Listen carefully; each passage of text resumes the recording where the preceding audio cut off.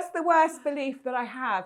That things aren't going to work out. It's a fear of failure. So I have a huge fear of failure. I think I'm a classic goody two-shoes type of woman, okay? I always worked very hard at school and got very good grades. I studied and played the piano to an excellent standard along with other instruments. I'm just the classic, always doing good. Went to university, just studied by myself. No one needs to tell me I studied, all these things. And that carries through into adult life. And I think that is the counter to a terrible fear of failure that I So have you ever actually failed? Not really. No. So you've got this powerful evidence that you've never failed. Right? I mean, obviously I've had things that haven't gone as planned, but not to any extent where I feel. And I've had things that haven't worked out, but what's interesting is I don't even particularly take those moments as failures. I just think, oh, okay, fine, that didn't work out. I'll do something else then.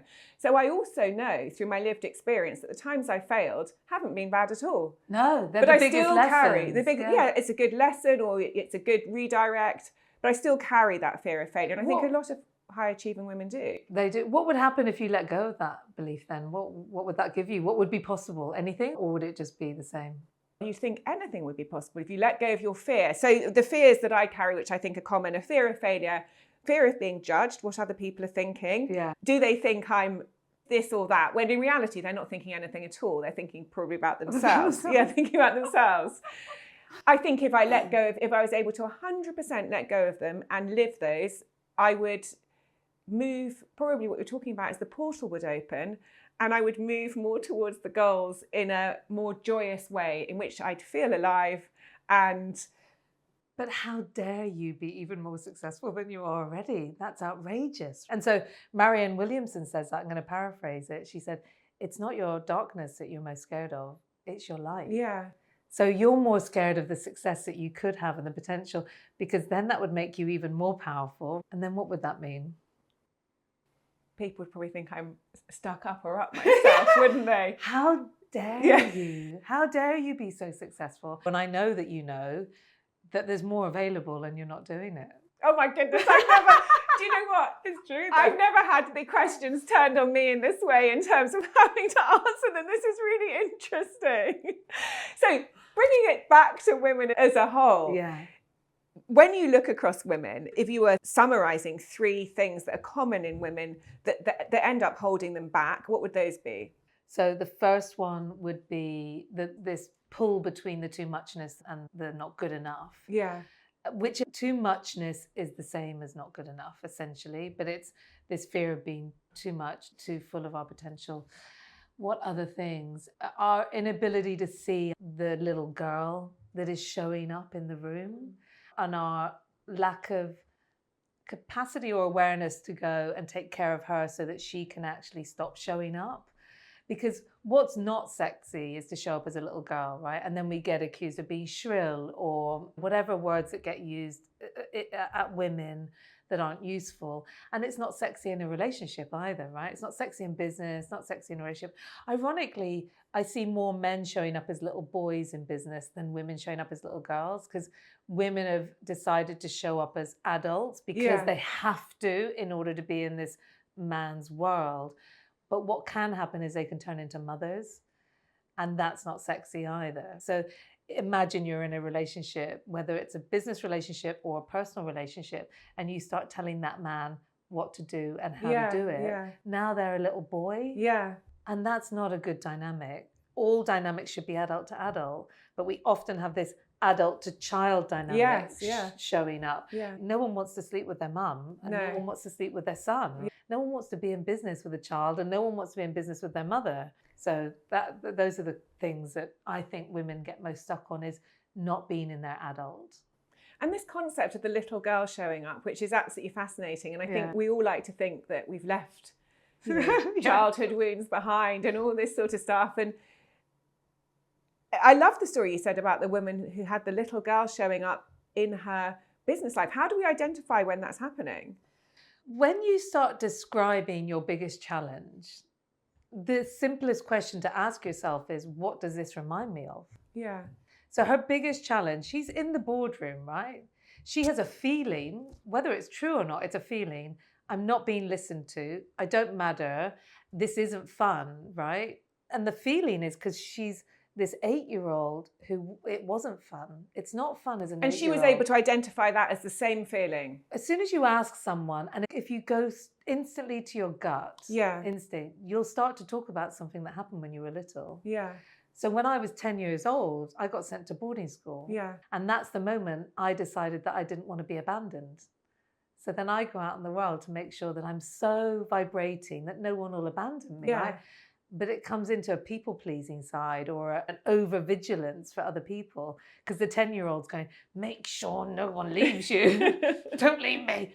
No one's ever left me. You've never not been successful. It's just a story that I'm running to protect myself. I don't need it anymore. I'm an adult. So are you. Bringing that into consciousness, is that the first step to moving on from it? So then she goes, oh, so I go in there and I'm playful. Yeah. And I have fun. Yeah. And I have a voice. And she goes, but how do I do that? I said, listen, 4 stages of competency, right? We know these, right? You don't know what you don't know. Then you're aware of what you don't know. So you're conscious that you can't drive a car. At 10 years old, you go, I can't drive a car. And then you're really conscious about the competency, right? That, okay, I'm driving a car, but I'm really having to think about it. And now I'll drive home today and I'll be like, oh, how did I get home? And so we have to train competency around these new beliefs and ideas that she wants to have, right? I'm playful. I'm fun. I have a voice. People are going to listen. I'm in charge, actually. I'm leading this. I'm framing it. And it's coming from my adult, not from some dictatorial mother figure or some childish girly. It's coming from an adult. And then she shows up and she practices the F out of that over and over again so that she has competency in a new set of beliefs. It's really that simple. People want a better answer than that, a different answer to that, but it is that simple. No, I love that as an answer. You're talking about awareness and then the practical steps you take to push through behavioural change or behavioural enhancement, not even necessarily radical behavioural change, is it? It's just a slightly different way of showing up and being. Yeah, you're so right. And it reminds me of a story. You're not trying to change a personality. It's not like you're doing a U-turn on yourself. No. Someone says to me, I don't want to be changed. And I was like, when you started to learn to drive, did you feel like you were being changed? Yeah. It's like you're just learning a competency. Yeah. It's a skill.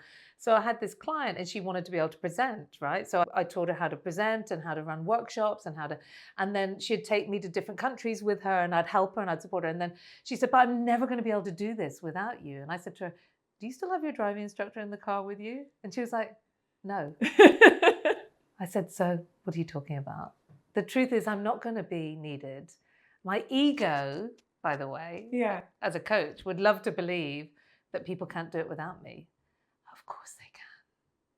That's the beauty of it. And my job is to give them the skills so that they walk away and they'd go, okay, initially it's what would Tara say? What would Tara say? And then eventually it's what would Tash say? What would I say? What would I say? What? And then this deeper wisdom and knowing comes up. You go, I know what to do because I've been taught how to tap into this real inner wisdom and experience that I have. Another thing you talk about, which I love, is about emotions and then them, and that emotions are our responsibility, not anybody else's. And that is a fantastic concept because it's very easy, so easy to say, I feel like this because somebody did blah-de-blah-de-blah, whether that's anybody, your mother, your dog, whatever. It can be anyone.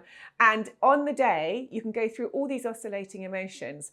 When I follow you on LinkedIn and I see these points, and I'm like, noted, note to self, note to self.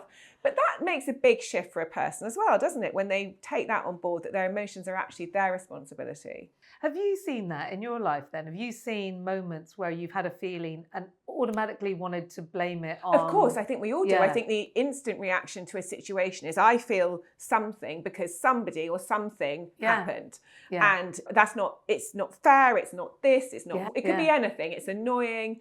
And as I've got older, I've learned more that my responses are my responsibility. Yeah. And I have seen how you can radically change a situation through taking responsibility for your emotions, and you can feel two very different things about the same situation. Yeah. So that means that when we show up in any situation in our life, anything that happens internally within our body, we're creating Yeah. A bit like I said earlier, oh, I'm going to create ecstatic joy. Yeah. I'm going to create apathy and sadness. If I start slouching, I can feel sad, Yeah. right? Yeah. We could talk about loads of really sad stuff and make ourselves feel miserable. Yeah. So my responsibility is to go, I see that something's happened that has led me to feel a bit disappointed. But that's my responsibility to hold the emotions I'm feeling. I might be frustrated. So the biggest thing that I realized is, this is a big one, because I still have it running, is that I actually do want to be rescued. Oh, really? Yeah, Yeah. I sort of do. So I don't really want to take responsibility for my emotions and thoughts and feelings. And I remember the first time I realized it was up to me, I was really upset. The first coach that said to me, I said, oh yeah, things aren't really working out, they're a bit boring. He said, that's because you're boring. Things are a bit sticky for me. That's because you're sticky. Things are really frustrating. That's because you're frustrated. Like, I'm not having any fun. That's because you're no fun. Oh my goodness. And you're like, what? And then so every time you project out to the world and say something's annoying or frustrating, you're annoying and frustrating. You're doing that to yourself. You're creating the internal experience of boringness or lack of funness or whatever it is. And I didn't want to accept that, because that meant that it was all down to me, which is creator consciousness. Yes, yeah. Victim consciousness would have me going, it's not fair. And then you'd go, I know, it's not fair. That now we're in this, people love to get into bed together on problems. And I was going to say, that type of conversation, and it might be the British culture, is very common because we don't want to show up and say everything's amazing, because we wouldn't want to be too much. So we don't be too much. So you do find yourself in these kind of, oh, this happened and that happened and this and that and all that sort of stuff, which then continues a cycle. But this is an ongoing, this is like hourly work that people have to do then if they want to get into a state of creator consciousness and joy. I suppose the feeling I'm seeking is one of the feeling that I've been aware for many years I seek is one of kind of joy, that aliveness where you're like, oh my gosh, everything's amazing. Yeah. 24/7 would be like incredible to live in that state. Yeah. And if you're saying you can in some way summon up that feeling in yourself to fight the forces of the culture, our habits, our past, this must mean ongoing work all day, every day, or ongoing awareness all day, every day. Again, if you get to competency, Yeah. you don't have to think about it anymore. Because at the beginning, people go, that sounds exhausting. Yeah.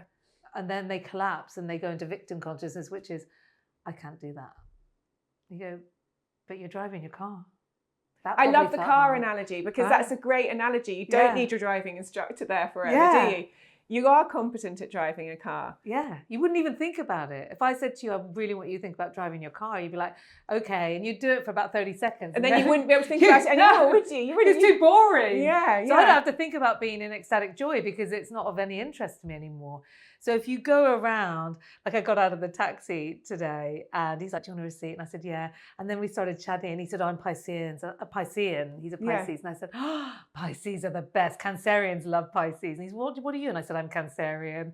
And then he's, my wife is December. And I said, it's obviously meant to be. And he said, is it? And I said, you're married to her. So it is. And if it isn't, you're stuck with her. So you're spreading this feeling. Imagine, this is it. Imagine you're on a beach, right? Yeah. And there's this amazing bonfire. And of course, the bonfire is surrounded by sand, right? And the bonfire is within us, right? There's a fire within you, there's a fire within me. And someone comes along and goes, that's dangerous, that's going to spread. It can't spread. It's surrounded by sand, right? It's too bright, it's too hot, it's too nourishing, it's too warm, it's too giving, it's life-giving. Dumb that down. So you start throwing water on it and sand on it and you end up with these little embers and it's still vaguely alive, right? Yeah. So what I do, I turn it back into a bonfire. So I wake the sleeping lion within the human being to go, someone put your fire out, right? Yeah. Whether it was society, your teachers, friends, your parents, whatever, a dog biting you, a bad experience, a car crash, like so many things can happen to a human being and this fire gets dimmer and dimmer. And you go, you know what? I'm making a choice to have a fire within me again.